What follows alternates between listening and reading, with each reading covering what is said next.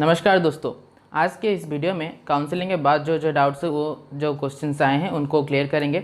उसके बाद hostel related थोड़ा इन्फॉर्मेशन हमें दूंगा। उसके बाद हम थोड़ा एग्ज़ाम्स के बारे में बात करेंगे। तो दोस्तों बिना किसी टाइम वेस्ट किए चलिए शुरू करते हैं आज का टॉपिक। दोस्तों पहले जो डाउट है कि हमने काउंसलिंग मिस कर दिया है, हमें सीट्स मिलेगा या नहीं। तो दोस्तों मैं आपको बता देता हूँ, आपने अगर आपका जो पर्टिकुलर डेट में आपको बुलाया गया था, अगर आप वो मिस कर गए हैं, अपना सीट जो है वो गवा चुके हैं, मतलब आपको फिर से वो सीट नहीं मिलेगा। दोस्तों इस साल कोविड के वजह से जो सीट्स हैं वो बहुत ही जल्दी फिलअप हो रहे हैं और जनरल का सीट्स तो पूरा ही तरह का ख़त्म हो चुका है तीनों ही कॉलेज में। और दोस्तों जो कुछ सीट्स बचे हैं वो सिर्फ कैटेगरी बच्चों का ही है। तो आप डेली चेक कीजिए वेबसाइट कि कितना सीट्स बचा है, उसी के हिसाब से आप डिसाइड करेंगे कि यहाँ पर आएंगे या नहीं। दोस्तों उसके बाद आते हैं इस वीडियो का दूसरे पार्ट को, जो है हॉस्टल रिलेटेड डाउट्स। तो दोस्तों आपने अगर आपका कॉलेज जो है कंफर्म कर लिया है, तो आप जिस दिन आपको फिजिकली प्रेजेंट रहने के लिए बोला गया, मतलब जिस दिन आपका ज्वाइनिंग होगा उसी दिन आपको ये भी पता चल जाएगा कि आपका हॉस्टल मिला है कि नहीं। कई सारे बच्चों ने बोला है कि हम हॉस्टल के डिमांडर बना है कि नहीं। तो दोस्तों जिनका एडमिशन हो चुका है जिस कॉलेज में तो अच्छी बात है, जिनका अभी तक नहीं हुआ है उनका पहले कन्फर्म कीजिए कि आप कौन से कॉलेज में एडमिशन लेंगे। अगर उसके बाद एडमिशन के बाद हॉस्टल के लिए अप्लाई कीजिए। और जिस दिन आपको बोला जाएगा कि फिजिकली प्रेजेंट रहने के लिए, मतलब एक ज्वाइनिंग डेट दिया जाएगा, उसी दिन आपको ये भी पता चल जाएगा कि हमें हॉस्टल का सीट्स मिला है कि नहीं।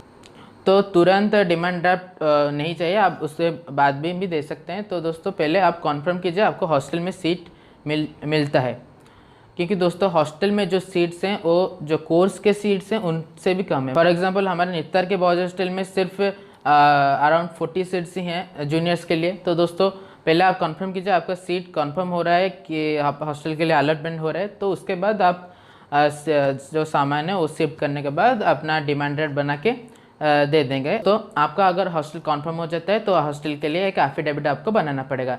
दोस्तों ये एफिडेविट का फंडा क्या, एफिडेविट आपको क्यों बनाना है? तो दोस्तों ये एफिडेविट की वजह से आप ये दर्शाएंगे कि नहीं, मैं किसी भी टाइप का डिस्टर्बेंस नहीं क्रिएट करूँगा अपने सीनियर्स के साथ, अपने जूनियर्स के साथ कोई भी रैगिंग रिलेटेड केस नहीं करूँगा, मतलब कुछ भी ऐसा नहीं करूँगा जिसके वजह से सब परेशान हो। तो दोस्तों पहले बॉयज हॉस्टल के बारे में बात करेंगे, उसके बाद बॉयज हॉस्टल खत्म करने के बाद हम गर्ल्स हॉस्टल को जाएंगे।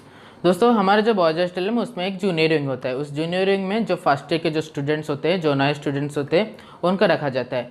और दोस्तों ये जो एक एक कमरा होता है, एक कमरे में 4 बेड होते हैं, मतलब आप अपने 3 जन बैचमेट्स के साथ रहेंगे। और बैचमेट्स किसी भी डिपार्टमेंट के हो सकते हैं, पीटी के हो सकते हैं, ओटी के हो सकते हैं, पीओ के हो सकते हैं। दोस्तों आप जब अपना फर्स्ट ईयर ख़त्म करेंगे उसके बाद आपको अपना सीनियर्स के साथ आपको रहना पड़ेगा, वो बाद में होगा। और सीनियर विंग में जाने के बाद हर एक रूम में 3-3 बेड होते हैं। वहाँ पे हो सकते हैं 1 सीनियर हो सकता है, या फिर 2 सीनियर हो सकता है, या फिर कोई भी सीनियर्स नहीं हो सकता है। तो ये डिपेंड करता है कि कितने सीनियर्स गए हैं, मतलब कितने सीनियर्स पास आउट हैं, कितने सीनियर्स अभी भी स्टडी कर रहे हैं। तो ये सब डिपेंड करने के बाद दोस्तों अपना जब बैचलर्स ख़त्म करेंगे, अगर आपने पीजी का एंट्रेंस दिया और आपने अगर क्लियर कर लिया पीजी, तो आपको पीजी विंग में शिफ्ट करेंगे और उस पीजी विंग में सिर्फ 2 सीट्स होते हैं। तो दोस्तों इस तरह का कुछ होता है seat allotment in the hostel. तो दोस्तों जिन बच्चों को बॉयज हॉस्टल में सीट नहीं मिला तो और पहला साल बहुत सारे प्राइवेट रूम्स हैं, वहाँ पे जाके रह सकते हैं। और दोस्तों जब पहला साल ख़त्म होगा तो दूसरे साल आप पहले वार्डन के साथ बात करेंगे, अगर सीट खाली होगा तो आपको सीट मिलेगा। उसके बाद दोस्तों आते हैं गर्ल्स हॉस्टल में। जिस तरह बॉयज हॉस्टल में एक जूनियर विंग होता है जहाँ पे स्पेशली फर्स्ट ईयर के स्टूडेंट्स ही रहते हैं, उसी तरह गर्ल्स हॉस्टल में एक बड़ा सा हॉल होता है। उसी हॉल में आपको पहला साल आपको रखा जाएगा। उसके बाद दोस्तों जो इंटर्नशिप के जो स्टूडेंट्स होंगे वो जब अपना क्लियरेंस ले जाएंगे तो उनका सीट खाली हो जाएगा। तो तब क्या होगा, तब आपको उस हॉल में से वहाँ पे वार्डन आपको भेजेगा।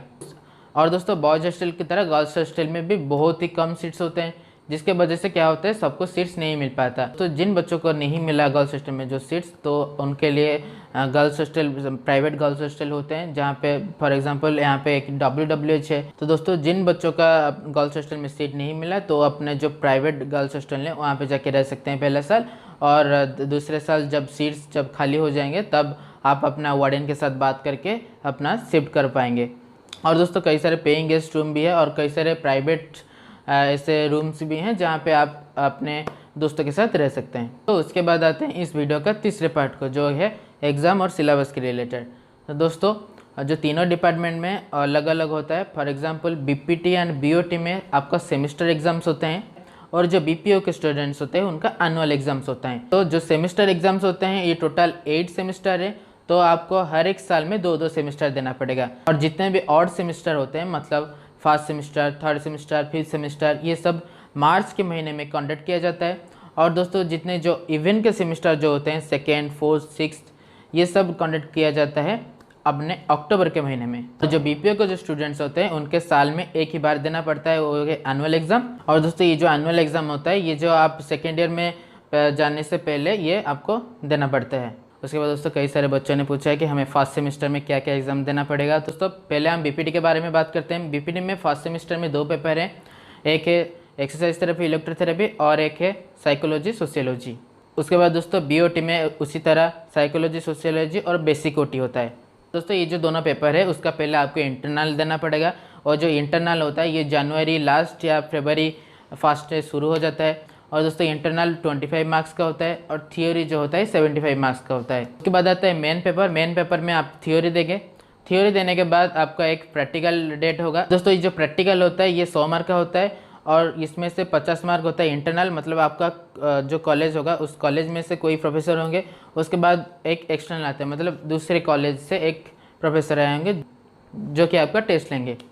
दोस्तों प्रैक्टिकल में एक आपको केस मिलेगा, उस केस को कैसे ट्रीटमेंट करेंगे वो आपको बताना पड़ेगा। उसके बाद आपको भाइवा फेस करना पड़ेगा। भाइवा में आपको क्वेश्चन पूछा जाएगा, उसके बाद दोस्तों आपका प्रैक्टिकल ख़त्म होगा। उसी तरह आपका जो फर्स्ट सेमेस्टर होगा वो ख़त्म होगा। और जो सेकेंड सेमेस्टर आप जब दे रहे होंगे बीपीटी बीओटी के स्टूडेंट्स, तब जाके आपका जो बीपीए को ब्रांच के जो हमारे स्टूडेंट्स हैं उनका एग्ज़ाम शुरू होगा, जो कि है एनुअल एग्ज़ाम। तो चलिए जानते हैं कि जो बीपीए के स्टूडेंट्स हैं वो फर्स्ट ईयर में क्या क्या पढ़ेंगे। इसमें anatomy, physiology, basic engineering and orthotics, workshop technology and part of the lower limb prosthesis and orthosis आपका जो एग्ज़ाम में आएगा। दोस्तों आपको भी ऐसा इंटरनल पहले देना पड़ेगा, उसके बाद आपका मेन जो थियरी होगा और उसके बाद आपका प्रैक्टिकल लगा। दोस्तों ये था कुछ एग्ज़ाम्स के रिलेटेड क्वेश्चन। उसके बाद कुछ बच्चों ने अपना डाउट्स पूछा है कि सर हमारा जो गोल है वो है नीट है। तो दोस्तों मैं उन बच्चों को बोलना चाहता हूँ कि आपका जो ड्रीम अगर नीट है तो आप पहले सेमेस्टर या पहला जो फर्स्ट ईयर है उसी में ट्राई कीजिए, क्योंकि यहाँ पे प्रेशर थोड़ा कम होता है। उसके बाद आपका यहाँ पे प्रेशर बढ़ जाएगा, तब आप प्रिपरेशन नहीं कर पाएंगे। तो दोस्तों आप अगर फुली डेडिकेटेड हैं तो मैं आपको बोलूँगा ये स्किप कर दीजिए और सिर्फ नीट में फोकस कीजिए। अगर किसी भी रीज़न की वजह से आप यहाँ पे एडमिशन कर भी चुके हैं तो दोस्तों फोकस कीजिए पूरा अपना नीट के ऊपर। उससे ख़त्म करने के बाद मतलब एक दिन में आप अपना टारगेट रखिए कि मैं ये ख़त्म करूँगा। ये ख़त्म करने के बाद ये थोड़ा थोड़ा आप हमारे जो टॉपिक्स हैं, ये सब जो टॉपिक्स हैं मतलब therapeutics, exercise therapy, electrotherapy, basic OT, ये सब जो है उन्हें फोकस करेंगे। क्योंकि और दोस्तों पहला साल में नीट क्रैक करना इजी होगा क्योंकि इसमें प्रेशर कम है। और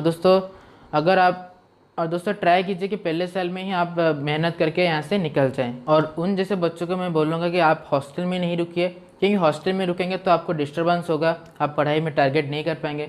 तो उन लोगों के लिए बेस्ट है कि वो किसी प्राइवेट रूम में रहें और पूरा फोकस करें उन सब टॉपिक्स के ऊपर। और कई सारे बच्चे बहुत ही कन्फ्यूजन है कि वो काउंसलिंग अटेंड करें या ना करें, क्योंकि उनका ड्रीम कुछ अलग है। तो दोस्तों मैं बोलूँगा आपका जो मन करता है वो करिए। मतलब आपका अगर ड्रीम कोई और किसी कोर्स में है तो उसी में लगाइए, क्योंकि वरना यहाँ पर पढ़ रहे होंगे उसी के बारे में सोच रहे होंगे मैं डॉक्टर नहीं बन पाया, मैं एमबीबीएस नहीं कर पाया, तो ना ही इस कोर्स में आपका मन लगेगा ना ही उस कोर्स में हो पा रहा होगा, तो आपके लिए ही नुकसान है। तो जिस भी कोर्स में जाइए आप फोकस कीजिए, आप बेस्ट कीजिए कि आप उसमें बेस्ट दीजिए। और दोस्तों आशा करता हूँ कि ये वीडियो आपके लिए हेल्पफुल होगा। और दोस्तों आपको अगर वीडियो अच्छा लगा तो लाइक कीजिए। और दोस्तों आपको अगर कुछ डाउट्स है तो प्लीज़ मुझे कमेंट्स में बताइए, या फिर अगर ज़्यादा डाउट्स है तो उसी तरह आप मुझे मैसेज कर सकते हैं इंस्टाग्राम या फेसबुक में, वहाँ पे मैं आपको रिप्लाई ज़रूर दूंगा। तो दोस्तों आज के लिए इतना ही, मिलते हैं एक नेक्स्ट वीडियो में। और नेक्स्ट वीडियो में हम ट्राई करेंगे कि ये तीनों ही प्रोफेशनल कॉलेज हैं, तो प्रोफेशनल कॉलेज के रिलेटेड जो टिप्स होंगे मैं उस वीडियो में शेयर करूंगा आपके साथ, जो कि आपके लिए यहाँ पे आने के बाद आपको हेल्पफुल होगा। तो दोस्तों आज के लिए इतना ही, मिलते हैं नेक्स्ट वीडियो में। जय हिंद, जय जगन्नाथ, वंदे मातरम।